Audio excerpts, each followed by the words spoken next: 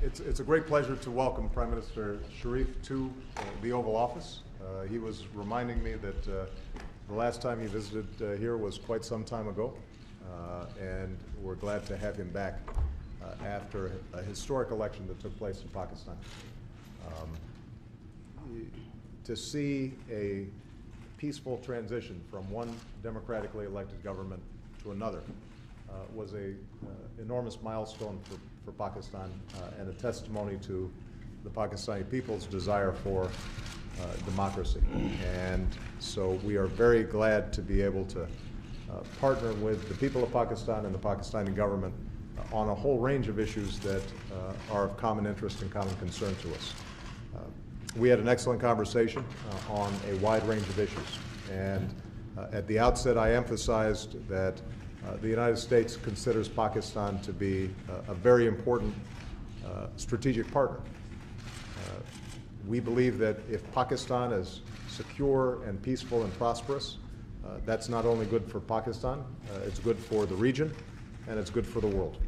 And we want to do everything that we can to help the Prime Minister as he moves forward on a bold agenda to achieve that vision. We spent a lot of time talking about the economy. I know that the Prime Minister is very deeply concerned about making sure that the energy sector inside of Pakistan is functioning efficiently, and that industry and jobs and greater opportunity exists for all the people of Pakistan and all regions of Pakistan. And we discussed how the United States could potentially be helpful on energy projects, on infrastructure projects. I applauded the Prime Minister for some of the reform steps that he's already taken. Not all of them are easy, but they promise to put Pakistan's finances and economy on a more stable footing. And the Prime Minister emphasized how trade can be a powerful engine for growth as well. And we're going to be exploring ways that we can continue to deepen trade between our two countries. We talked about security and the concerns that both of us have about senseless violence, terrorism, and extremism. And we agreed that we need to continue to find constructive ways to partner together, ways that respect Pakistan's sovereignty, that respect the concerns of both countries. And I'm optimistic that we can continue to make important strides in moving forward, because both the Pakistani people and the American people have suffered terribly from terrorism in the past.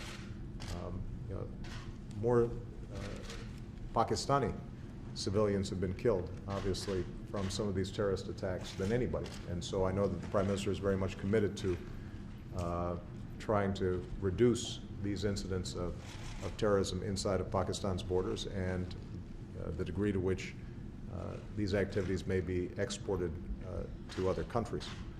It's a challenge. It's not easy. And we committed to working together and making sure that rather than this being a source of tension between our two countries, that it can be a source of strength for us working together in a constructive and a respectful way. We had an opportunity to discuss Afghanistan. Obviously, Pakistan is deeply interested in how Afghanistan transitions as the United States and other coalition forces end their combat role next year. And Afghanistan is fully responsible for its own security. And I pledge to fully brief the Prime Minister and his government as we make progress in not only Afghan elections, but also a long-term strategy for stability in the region. And the Prime Minister and I both agreed that it is in America and Pakistan's interests for Afghanistan to be stable and secure, its sovereignty respected. The Prime Minister has had very good meetings with President Karzai, and I know that President Karzai very much appreciated many of the gestures that Prime Minister Sharif has made, and I'm confident that working together, we can achieve a goal that is good for Afghanistan, but also helps to protect Pakistan over the long term. And we had an opportunity to discuss India. And the Prime Minister had the opportunity to meet with Indian Prime Minister Singh in New York. I think he is taking a very wise path in exploring how decades of tension between India and Pakistan can be reduced because, as he points out, billions of dollars have been spent on an arms race in response to these tensions, and those resources could be much more profitably invested in education and social welfare programs on both sides of the border between India and Pakistan, and would be good for the entire subcontinent and good for the world. And so I very much appreciate all the work that Prime Minister Sharif has already done. He has great challenges ahead of him, but he is somebody who I think understands where Pakistan needs to go, and we want to be fully supportive of continued success and continued democracy inside of Pakistan. And I shared with him that I had the opportunity back in 1980, when I was a very young man, to visit Pakistan because I had two Pakistani roommates in college, and whose mothers taught me how to cook dal and keema and other very good Pakistani food. And it was a wonderful trip for me, and created a great appreciation and a great love for the Pakistani people. I know that Pakistani Americans here in the United States are enormous contributors to the growth and development of the United States. And so we have these strong people-to-people connections. And my hope is that despite what inevitably will be some tensions between our two countries and occasional misunderstandings between our two countries, that the fundamental goodwill that is shared between Pakistani people and the American people, that will be reflected in our government's relationships, and that we will continue to make progress in the coming years. So, Mr. Prime Minister, welcome. Thank you for an excellent conversation and an excellent visit. Thank you very much. Thank you, Mr. President, for your gracious invitation and the warm welcome accorded to me and members of my delegation. Thank you for your support to democracy and good wishes for the people of Pakistan. Ladies and gentlemen of the press, I've just had a most cordial and comprehensive exchange of views with President Obama on matters of bilateral interest and issues of regional concern.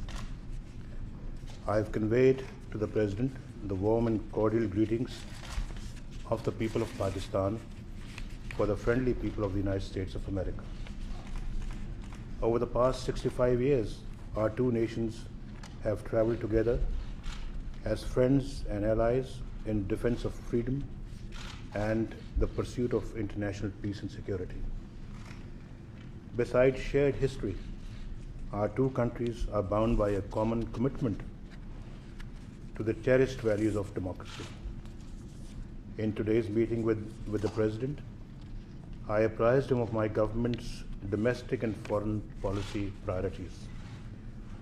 We also discussed a common vision to build a robust bilateral cooperation, a broad-based, stable and enduring partnership founded on the principles of mutual respect and mutual interest serve us best. At the domestic level, my government is focused on 4 key areas, and I've discussed this with Mr. President. That is economy, energy, education, and combating extremism. We both agreed that progress in these core areas is indispensable for creating new opportunities and building a hopeful future for our next generation. Energy security is another high priority for my government. I have conveyed our deep appreciation to President Obama for the United States' support in this sector. Forging a strong trade, economic, and investment partnership with the United States is of paramount importance for us. In this regard, we have discussed a number of ideas and look forward to further discussions between our experts in the coming weeks and months. Pakistan and the United States have a strong ongoing counter-terrorism cooperation. We have agreed to further strengthen this cooperation. I also brought up the issue of drones in our meeting, emphasizing the need for an end to such strikes. On the regional plane, I apprised President Obama of my efforts to build a peaceful and prosperous neighborhood. In particular, I highlighted our recent initiatives with regard to Afghanistan and India. As regards Afghanistan, let there be no doubt about our commitment for a peaceful and stable Afghanistan. This resolve remains unwavering. As in the past, we will continue to engage the United States of America in building a united, peaceful, and stable Afghanistan. I told President Obama about my sincere commitment to build a cordial and cooperative relationship with India and our efforts to peacefully resolve all our outstanding issues, including Kashmir. Terrorism constitutes a common threat. It is as much a concern to us as it is for India. We need to allay our respective concerns through serious and sincere efforts without indulging into any blame game. I also assured the President that as a responsible nuclear state, Pakistan would continue to act with maximum restraint and work towards strengthening strategic stability in South Asia. Mr. President, I admire your statesmanship, your wisdom, and your commitment to high values of peace and stability around the world. I thank you once again and look forward to welcoming you and Mrs. Obama in Pakistan.